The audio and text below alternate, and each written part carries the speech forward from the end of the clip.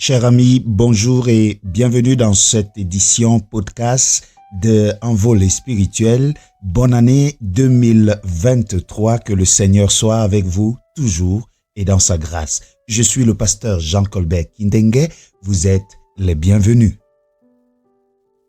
Le titre de notre méditation ce jour est « Quelle est ton identité ?»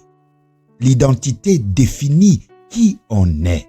Elle fait de nous une personne unique, une personne différente de toute autre personne. Scientifiquement, il nous est dit que notre ADN est unique. Nous sommes uniques par nos empreintes, nous sommes uniques par notre ADN, qui ne peut être perpétué que au niveau de la souche familiale. Quelle est donc ton identité? Qu'est-ce qui fait de toi une personne unique qui ne ressemble à aucune autre personne?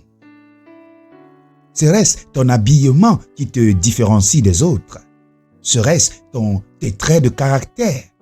Serait-ce ta posture?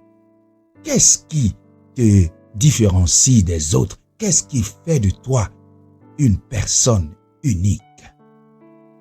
Oh, il est vrai que on reconnaît le moine par son habit. Il est vrai qu'on reconnaît le militaire par son caractère. Mais la question est celle-ci. Qui es-tu véritablement? C'est l'histoire de ce chasseur qui alla chasser, bien entendu, et puis là, il revint avec un œuf qu'il plaça dans un poulailler. Peu de temps après, l'œuf éclore. Et puis, sortit de là, non pas un poussin, mais un aiglon. Bientôt, cet aiglon se mit à caqueter comme des poules. Il se mit à s'envoler juste sur quelques mètres, comme le faisaient tous les autres compagnons qu'il avait trouvés dans ce poulailler. Et puis, un jour, ils se sont placés sur une montagne et là, ils ont pu apercevoir un aigle s'envoler majestueusement dans le ciel.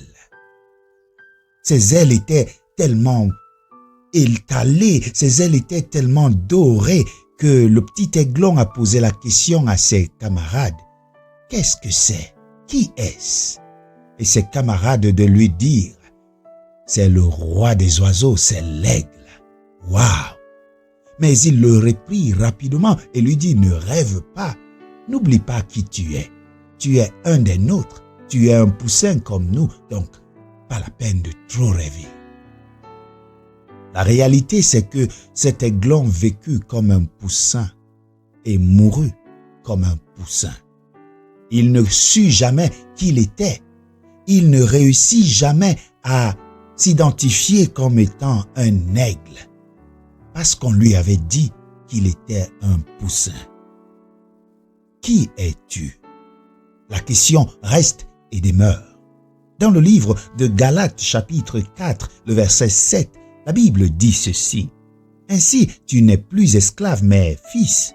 Et si tu es fils, tu es aussi héritier par la grâce de Dieu. Ainsi, tu n'es plus esclave. » Le diable tend à te répéter tous les jours que tu es esclave du mensonge, esclave de la corruption, esclave du vol, esclave des jeux vidéo. Mais dis-lui, je ne suis plus esclave, car ainsi parle l'Éternel. L'esclave ferme la bouche, il marche tête baissée, il est maltraité, il n'a aucune valeur intrinsèque.